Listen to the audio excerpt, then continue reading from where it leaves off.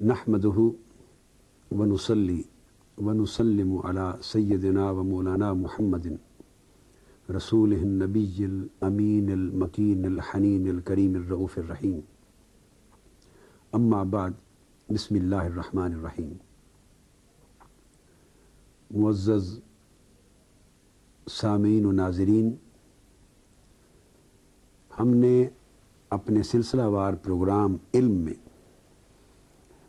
ये कहा था कि प्रोग्राम के इख्तिताम पर जो सवालात आप अहबाब की तरफ से आए होंगे उन्हें तरतीब के साथ बाज़ एपिसोड्स और प्रोग्रामों में उनके जवाब भी मैं अर्ज़ करूँगा।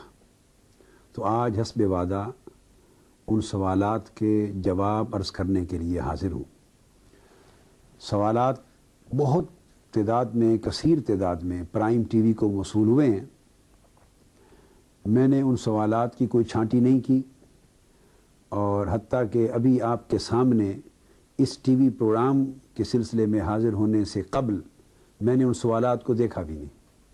टीवी अथॉरिटीज़ ने वो सवालात की फ़ाइल ला के मेरे सामने रख दी है और मैं आपके सामने तरतीब के साथ उन सवालात को पढ़ता जाऊँगा और वक्त की वुसअत, वक्त के दामन में जितनी वुसअत होगी उसके हिसाब से उसके जवाबात अर्ज़ करता जाऊँगा। पहला एक सवाल ओस्लो से है। ज़फ़र साहब हैं कोई ओस्लो से, तो वो लिखते हैं कि आपका प्रोग्राम इल्म पर जो प्राइम टीवी पे आया है इस पर उन्होंने इज़हार तशक्कुर किया है। मेरे लिए मुझसे ये सवाल किया है कि आपने अपने प्रोग्राम इल्म में अपनी मादरी ज़ुबान उर्दू के अलावा इंग्लिश का बहुत इस्तेमाल किया है।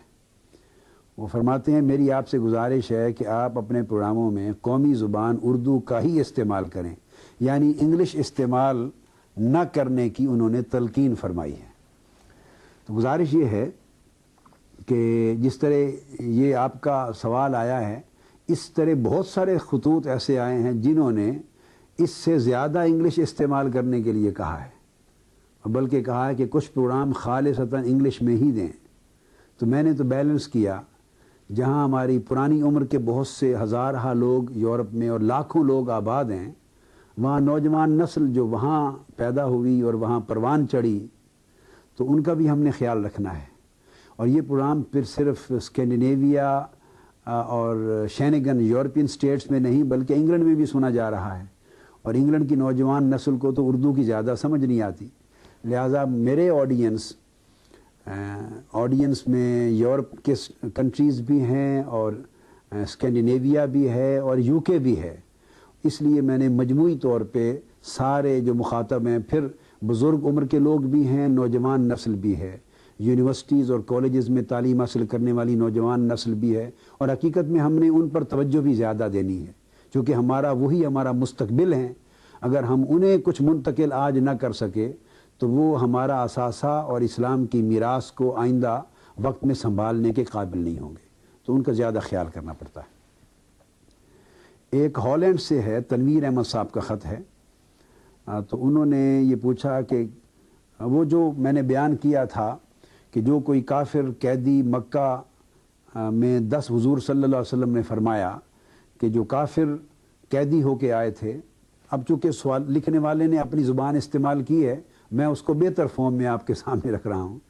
तो ये ग़ज़वा-ए बद्र की बात है जिसका मैंने ज़िक्र किया था कि 70 कैदी कुफ़ार मक्का के प्रिजनर्स ऑफ वार आ गए थे और हुज़ूर सल्लल्लाहु अलैहि वसल्लम ने उनके लिए जो ज़र फ़िदिया था वो हुक्म फरमाया था कि जो मेरे मदीना के 10-10 बच्चों को तालीम दे तो उनका ज़र फ़िदिया जितने 1000, 4000 दिरहम, 5000 दिरहम उन्होंने लिखा है कि वो माफ़ कर दूँगा।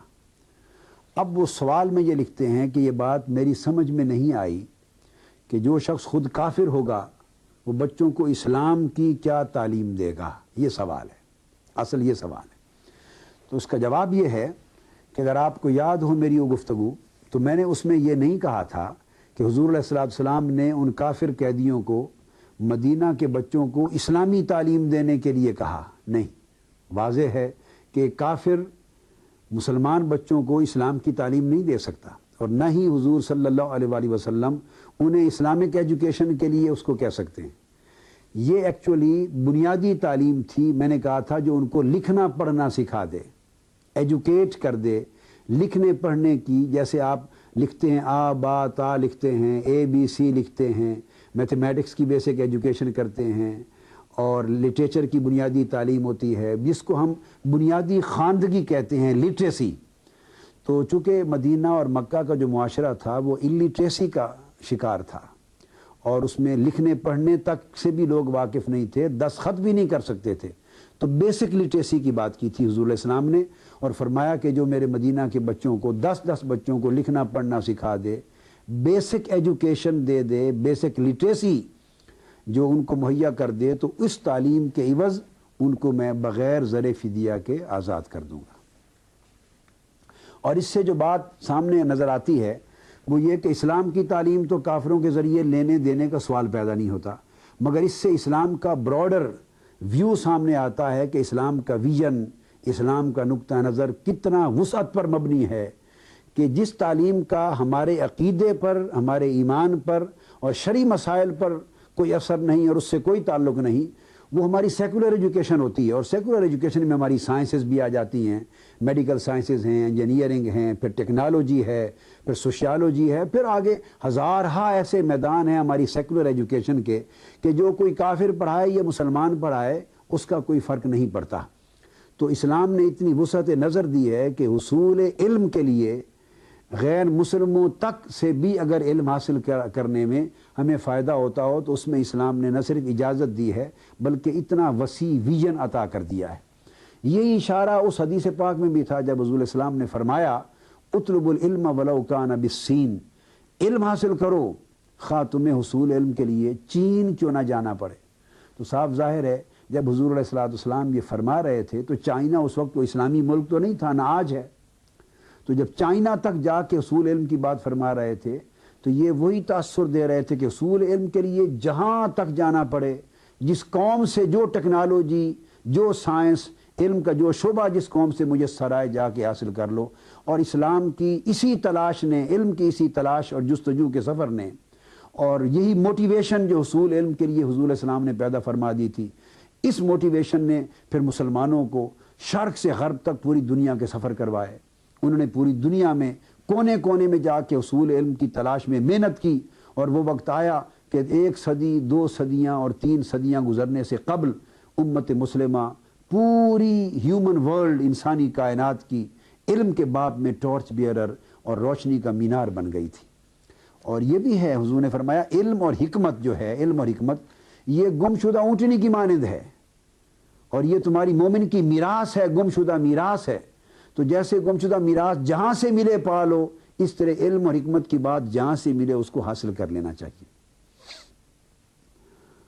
ایک اور سوال UK سے ایک بہن نے لکھا ہے کہ نوجوان نسل بے راہ روی کا شکار ہو رہی ہے، اور اس پر انہوں نے غم و غصہ کا اظہار کیا ہے، اور پوچھا ہے کہ نئی نسل کو راہ راست پر لانے کے لیے کچھ ایسا کرنے کو کہا جائے، ایسا کہا جائے جو اثر کرے. اب یہ بات بڑی توجہ طلب ہے.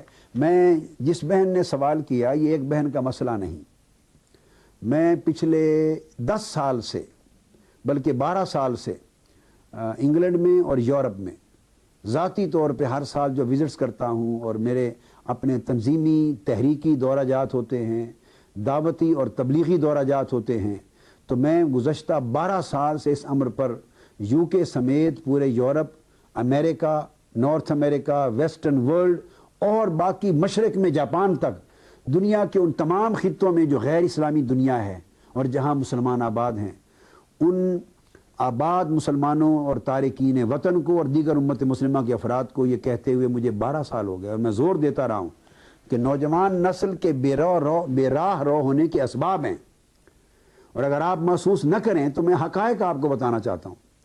مسلمان خواہ پاکستان سے گئے، خواہ دوسرے مسلم ممالک سے گئے، آپ تلاش روزگار کے لیے گئے، آپ نے وہاں جا کے لیبر کی بطور ورکر کے یا جس بھی کیپیسٹی میں لیبر کی، آپ نے کاروبار کیے، صبح سے شام تک آپ نے اپنا وقت کاروبار میں، تلاش روزگار میں، اور آگے بڑھ کے کہوں تو مال کمانے میں، دنیا کمانے میں ڈالر اور پاؤنڈ کمانے میں پورا وقت صرف کر دیا اور تجوریاں بھر لیں.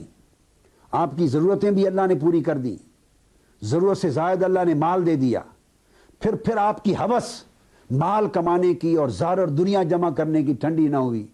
وہ جو حل من مزید, جو پیٹ کا دوزخ, مال اور دولت کے لالچ کا دوزخ جو کہتا ہے کہ اور کما لو اور کما لو اور آنے دو, وہ دوزخ ٹھنڈا نہ ہوا.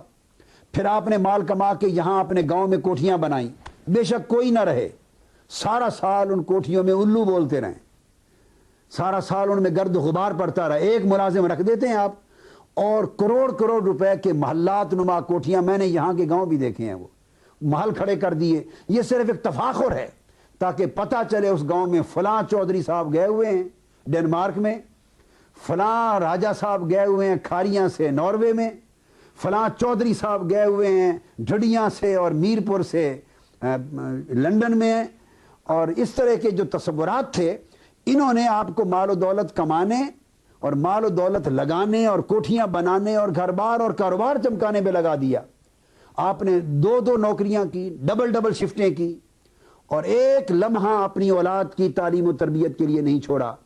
حتیٰ کہ جن کی بیویاں ساتھ گئیں, بیویاں بھی کاموں پر لگ گئیں. رات دن جس طرح قیامت کے دن نفسا نفسی ہو جائے گا, آپا دھاپی لگ گئی آپ کو, مال کمانے میں, زر و دولت کمانے میں لگ گئے. اولاد ہوئی, اولاد کو آپ نے سکولوں میں داخل کر دیا اور آپ نے کفر کے سپرد کر دیا اور اولاد کی تعلیم اور تربیت کے لیے توجہ نہ دی. حالانکہ بعد مسجدیں بھی بن گئیں. آپ نے بڑا احسان کیا اگر اولاد پر یا اسلام پر احسان فرمایا تو یہ کیا کہ مولوی صاحب کو کہہ دیا کہ آپ کو فیس دیں گے, ہمارے بچوں کو ذرا قرآن مجید پڑھا دیا کریں, یا بچوں کو مسجد میں یا قریبی کسی اسلامک سینٹر میں قرآن مجید پڑھنے کے لیے بھیج دیا یا ویکینڈ پہ بھیج دیا, دیٹس اٹ. باقی پوری زندگی بچوں کی آپ نے اس کافرانہ معاشرے کے سپرد کر دی, کافرانہ کلچر کے سپرد کر دی اور کافرانہ نظام تعلیم و تربیت کے سپرد کر دی. نہ آپ نے ذاتی توجہ دی بچوں پر, نہ آپ نے اسلامک سینٹرز کے ذریعے بچوں کے لیے اتنا وقت نکالا کہ وہ 2-3 گھنٹے روزانہ تعلیم و تربیت حاصل کریں. نتیجہ کیا ہوا؟ جب پوچھا کہ جی کیا کریں, وقت نہیں بچتا.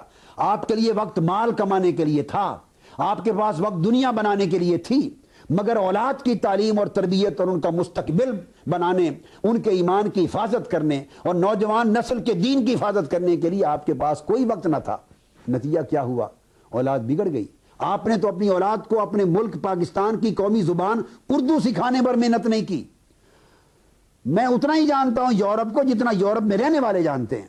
آپ کے بچے یا پنجابی بولتے ہیں, علاقائی پنجابی ڈائلیکٹ جس خطے کے ماں باپ ہیں, یا انگلش بولتے ہیں. درمیان میں پول اردو کا غائب بھی کر دیا. اب نہ اردو بول سکتے ہیں, نہ اردو سمجھ سکتے ہیں انگلینڈ کے بچے موسٹلی, نہ اردو پڑھ سکتے ہیں. جب آپ نے اردو بولنے, سمجھنے, پڑھنے سے ان کا بائیکاٹ کروا دیا, اب وہ علماء بیچارے جو کم سے کم اردو میں تو کچھ ڈیلیور کر سکتے تھے اگر ان کو انگلش نہیں آتی تھی, تو علماء کا نقص یہ تھا کہ وہ انگلش سے محروم تھے اور آپ کا نقص یہ تھا کہ آپ کے بچے اردو سے محروم ہو گئے. لہذا زبانیں یار من ترکی ومن ترکی نمی دانم, تو اس کے بعد وہ مسجدوں سے بھاگ گئے. اب آپ شکوے کرتے پھرتے ہیں, بلا روی کا شکار ہوتے پھرتے ہیں. نہ بچوں پر خود محنت کی, نہ بچوں کو قومی زبان سکھائی, نہ مسجدوں اور تعلیمی اداروں کے لیے بچوں کو راغب کیا. بچے بے راہ رو نہ ہوتے اور کلبز کی طرف نہ جاتے تو کیا کرتے؟ اور اس سے بڑھ کر میں یہ کہتا ہوں کہ ان کے بے راہ رو ہونے کا سبب والدین خود ہیں. ہمارے پاکستانی والدین جن کو 30 سال گزر گئے وہاں گئے ہوئے, انہوں نے یورپ کے اندر رہ کر سب کچھ سیکھا ہے مگر اپنا مزاج نہیں بدلا. مزاج وہی 30 سال پرانا پاکستانی ہے. گھر میں بچوں کے سامنے جھوٹ بھی بولتے ہیں, میاں بیوی لڑائی بھی کرتے ہیں, گالی گلوچ بھی کرتے ہیں. باہر سے کوئی پوچھنے آتا ہے تو کہتے ہیں بچوں کو جا کہہ دو باپ گھر پہ نہیں ہے. ٹائم کی پابندی نہیں کرتے, وعدہ خلافی کرتے ہیں, اور دیگر معاملات میں لین دین میں ہر قسم کا جھوٹ اور کر وہ سارے کام جو پاکستانی معاشرے میں ہوتے تھے, وہ جب یورپ کے اندر, انگلینڈ کے اندر پیدا ہونے والے بچوں اور پلنے والے بچوں کے سامنے والدین یہ کریں گے, وہ بچے جن کے نزدیک یہ کام بہت بڑا گناہ ہے, وہ جھوٹ بولنے کا تصور نہیں کر سکتے. ان کا کلچر, ان کا معاشرہ یہ ہے, وہ سچ بولتے ہیں, فراڈ نہیں کرتے, دھوکہ نہیں کرتے, ایک دوسرے کے ساتھ غیبت نہیں کرتے. وہاں وہ 24 دن ماں باپ کو غیبت کرتے سنتے ہیں, گالی گلوچ دیتے سنتے ہیں. اور اگر مسجد میں آ جائیں تو مسجد کمیٹیاں ایک دوسرے کے ساتھ جھگڑے لڑائی کرتے ہیں، وہ بھاگ جاتے ہیں۔ نتیجہ یہ ہے کہ پن پوائنٹ کرنا ہوگا کہ وہ بے راہ رو کیوں ہوئے، اس کی ذمہ داری والدین پر بنیادی ہے، اور پھر اس کے بعد ان مسجد کی کمیٹیوں پر اور اسلامک سینٹر چلانے والوں پر جو بچوں اور تعلیمی اداروں کے ساتھ درمیان میں کمیونیکیٹ کر سکتے تھے۔ لہٰذا آپ کو اپنے اندر انقلاب لانا ہوگا۔ اگر والدین سمجھیں کہ میں ان کو کوئی چھو منتر بتا دوں، کوئی وظیفہ بتا دوں، کوئی گر بتا دوں اور وہ صبح تسبیح کریں اور بچے بے راہ روی سے ہٹ جائیں، وہ گر اور تسبیح اور وظیفہ کریں اور صبح بچے پاک صاف اور نیک اور صالح بن جائیں، ایسے چھو منتر نہیں ہوتے۔ اصل چھو منتر، اصل ورد، اصل وظیفہ والدین کے اپنے کردار میں انقلاب لانا ہے، والدین کے اندر تبدیلی لانی ہے، گھر کے ماحول میں تبدیلی لانی ہے، کمیونیکیشن کو بیٹر کرنا ہے، اور قول اور عمل کے اس تضاد کو ختم کرنا ہے جو تضاد نوجوان نسل کے کردار اور نفسیات پہ برا اثر ڈال رہی ہے۔ لہٰذا ضروری ہے کہ ہم نوجوان نسل کی تربیت پہ محنت کریں۔ میں نے تحریک منہاج القرآن کو پورے یورپ میں جو اسٹیبلش کیا ہے، اور شہر شہر، جگہ جگہ، قصبہ قصبہ، ہر جگہ اس کے اسلامک سینٹرز بنائے ہیں، اور تحریکیں بھی کام کر رہی ہیں، اسلامک سینٹرز بنے ہیں، لوگوں نے لوکلی بنائے ہیں۔ ہم نے تو نیٹ ورک بنا دیا ہے پورا تحریک منہاج القرآن کا، لائبریریز بنا دی ہیں، ہوم ڈیلیوری سسٹمز ہیں، ڈے اینڈ نائٹ ایجوکیشنز ہو رہی ہیں، اور بعض اداروں نے اس طرح اسلامک ایجوکیشن تربیت کے لیے کیمپس اور ان کی مساجد اور مراکز بنے ہیں۔ ہمیں چاہیے کہ آپ اس قسم کے ہونے والے کاموں سے فائدہ اٹھائیں، نوجوانوں کو وہاں لائیں، ترغیب دیں، وقت دینا پڑتا ہے۔ اور اس سے بڑھ کر میں نے تو یہ بھی شروع کر دیا ہے کہ تحریک منہاج القرآن کے ذریعے آپ 5 بچے اگر ہر شہر اور ہر ملک سے سال کے 10 12 15 دنوں کے لیے یہاں پاکستان بھیجنا افورڈ کریں، تو میں نے منہاج القرآن انٹرنیشنل یونیورسٹی کے کیمپس پر ان کے لیے 10 15 روزہ سالانہ تربیتی کیمپ کا انتظام کر دیا ہے۔ بھیجنا آپ کا کام ہے، اور یہاں ان کو 10 دن 15 دن کے لیے آئیں، مہینے کے لیے آئیں، ان کو شارٹ کورسز دیں گے، تعلیم و تربیت ملے گی، وہ اسلام کے لیے موٹیویٹ ہو کر جائیں گے۔ ہر ممکن جو مدد ہم بچوں کی تربیت کے لیے کر سکتے ہیں وہاں بھی کر رہے ہیں، یہاں بھی کرنے کو تیار ہیں، مگر ذمہ داری بنیادی والدین کی ہے کہ وہ قربانیاں دیں۔ اس کے بعد اگلا ایک سوال ہے، وہ ڈاکٹر ذوالفقار علی صاحب ہیں ناروے سے۔ وہ بیان کرتے ہیں کہ مردے کے بعد حصوں کی ڈونیشن جائز ہے یا نہیں؟ تو سارے حصوں کے لیے نہیں، بعض حصوں کی ڈونیشن، جیسے کڈنی کی ٹرانسپلانٹیشن ہوتی ہے، اس قسم کے بعض حصص کی ڈونیشن جائز ہے، مگر اس کے لیے دیکھنا یہ ہے کہ یہ ڈونیشن کاروبار نہ بن جائے، ڈونیشن رہے اور اچھے مقاصد کے لیے اور اچھے انسانوں کی زندگی کی بحالی کے لیے استعمال ہوں، تو یہ from case to case differ کرے گا، مگر بنیادی طور پہ انسانی جان بچانے کے لیے اور وسیع تر انسانی بہتری کے لیے بعض جسمانی حصوں کی ڈونیشن جائز ہے۔ دوسرا سوال ہے، اگر قبلے کی سمت کوئی شخص بھی صحیح نہ بتا سکے تو کیا کیا جائے؟ میں جواب تو دے دیتا ہوں، لیکن میں ویسے سوال کرنے والوں کو بتاؤں، بعض سوالات ایسے سمپل ہیں جو آپ لوکلی یورپ میں اپنی مساجد کے ائمہ جو علماء ہیں، مقامی علماء سے بھی پوچھ سکتے ہیں، وہ سیٹل کر سکتے ہیں، آسان سوال ہیں، انہیں آپ میرے لیے لکھیں اور میں ٹی وی پر ان کے جواب دوں تو یہ شاید وقت کا اتنا اعلیٰ استعمال نہیں ہوگا۔ اب تو میں آج تو ان کو جواب دے رہا ہوں، مگر آئندہ سوالات ہوں تو کوشش کریں چھوٹے موٹے عام سوال تو اپنے مقامی علماء جو جواب دے سکتے ہیں تو ان سے رجوع کر لیا کریں، جو زیادہ کمپلیکیٹڈ کویسچنز ہیں اور جن پر کلیئرٹی نہیں ہوتی تو وہ آپ لکھیں تاکہ آپ کو ہم اس وقت کا زیادہ بہتر استعمال کر سکیں۔ اگر قبلے کی سمت بتانے والا کوئی شخص نہ ہو تو سب سے بہترین شکل تو کمپاس ہے، آج دنیا میں موجود ہے، وہ اپنے پاس رکھا کریں۔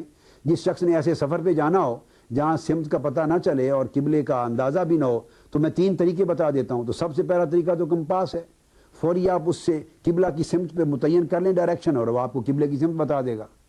تو آج ہم کوئی 500 سال پہلے کے زمانے میں تو رہ نہیں رہے، اور رہنے والے بھائی پھیرو میں بھی نہیں رہ رہے، یورپ میں، انگلینڈ میں، امریکہ میں، ویسٹرن ورلڈ میں رہ رہے ہیں، لہٰذا ایک تو کمپاس کا استعمال کرنے کی عادت ہونی چاہیے۔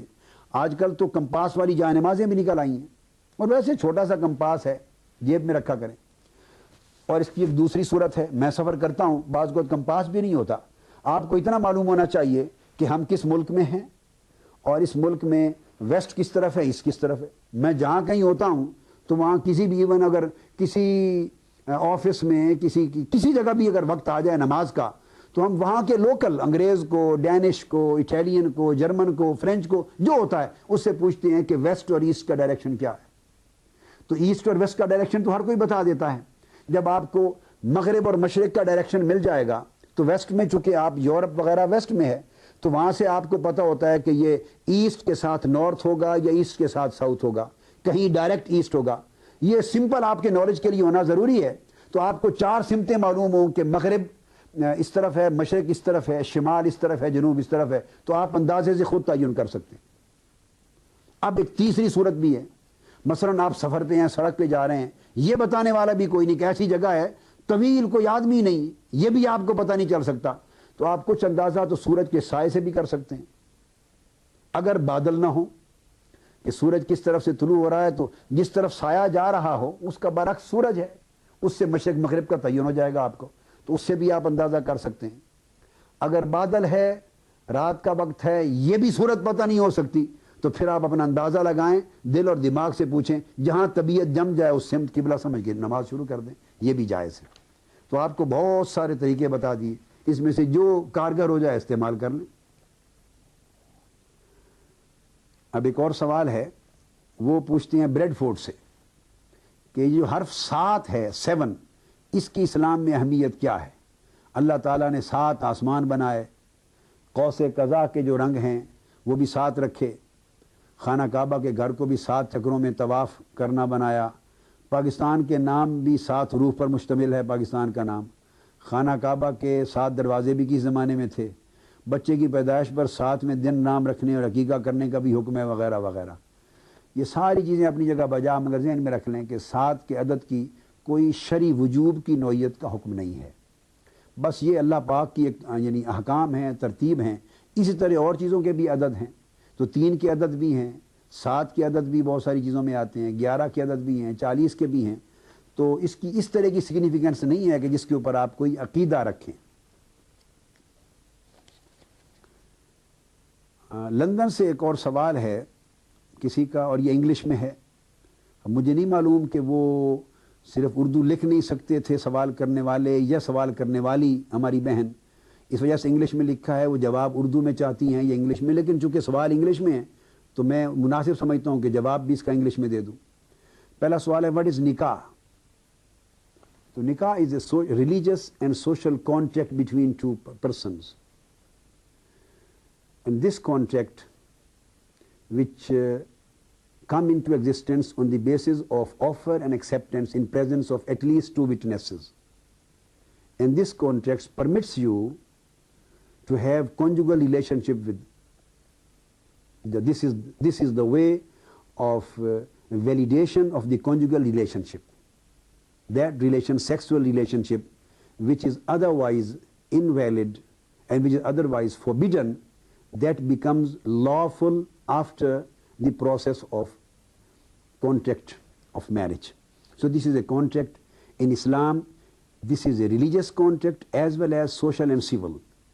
And in Western law, this is just a civil and social contract. But in Islam, it possesses religious significance too. دوسرا سوال ہے, what is nikah's separation, divorce, and what is hilala? So in the same way as nikah is the way of putting 2 persons together in the conjugal and matrimonial relationships like husband and wife, in the same way Islam has provided the way of separation too. The way of separation is of 2 kinds. If separation takes place from husband's side, it would be known as divorce.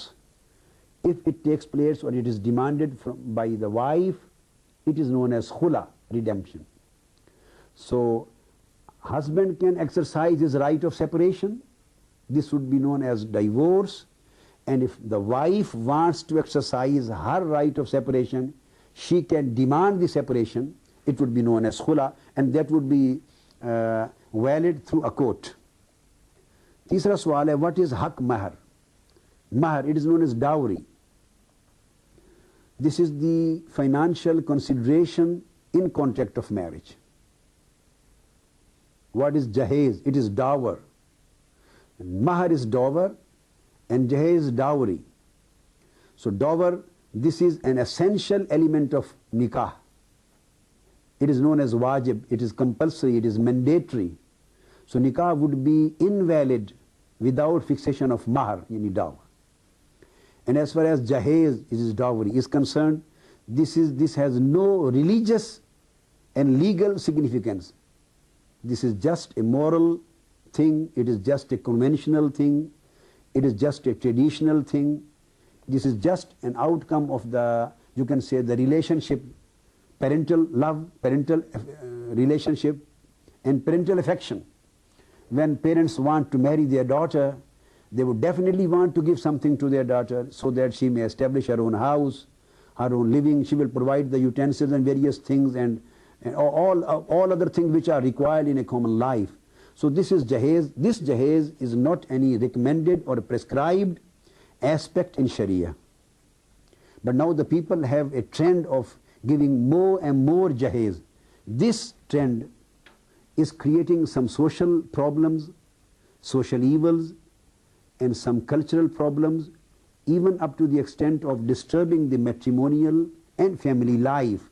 So this trend should be discouraged, it should be cut down, so that we may promote the simplicity in our life. And that's why we will be in a position to get the poor children and poor daughters and poor girls also be married. How much haq mahar should be given in today's UK life?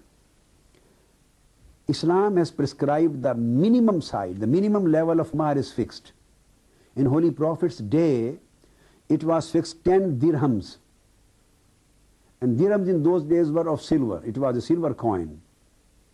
So today, example, if we calculate the currency value of 10 dirhams of Holy Prophet's day, it may be, Holy Prophet himself fixed, for example, 500 dirhams. This was a sunnah, and at least the least minimum level of the validity of dawar was 10 dirhams. Wassalamu alaikum wa rahmatullahi wa barakatuh.